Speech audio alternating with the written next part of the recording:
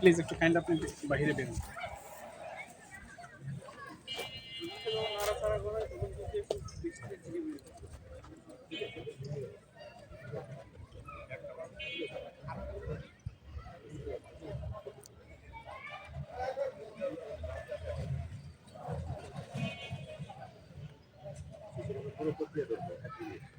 গাজীপুরের শ্রীপুর উপজেলার মাওনা বাজার এলাকার পিয়ার আলী ডিগ্রি কলেজের পুকুর থেকে বেশ কয়েকটি ককটেল উদ্ধার করা হয়েছে। এ ঘটনায় এলাকায় আতঙ্ক ছড়িয়ে পড়েছে। শুক্রবার 16 জানুয়ারি সকাল 8টার দিকে স্থানীয় কয়েকজন মাছ ব্যবসায়ী পুকুরে মাছ ধরতে নামেন। এ সময় জালে একটি ব্যাগ উঠে আসে। ব্যাগটি খুলে ভেতরে বোমা সদৃশ বস্তু দেখতে পেয়ে তারা দ্রুত বিষয়টি পুলিশকে জানায়।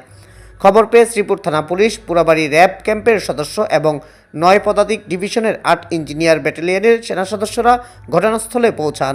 পরবর্তীতে বোমা ডিসপোজাল ইউনিটের সদস্যরাও ঘটনাস্থলে এসে ককটেলগুলো পরীক্ষা ও নিরাপদে উদ্ধারের কাজ শুরু করেন। শ্রীপুর থানার ভারপ্রাপ্ত কর্মকর্তা ওসি মোহাম্মদ নাসির আহমেদ জানান, ঘটনাস্থল থেকে বেশ কয়েকটি ককটেল উদ্ধার করা হয়েছে। বিষয়টি গুরুত্বের সঙ্গে তদন্ত করা হচ্ছে এবং এ ঘটনায় আইনগত ব্যবস্থা নেওয়া হবে।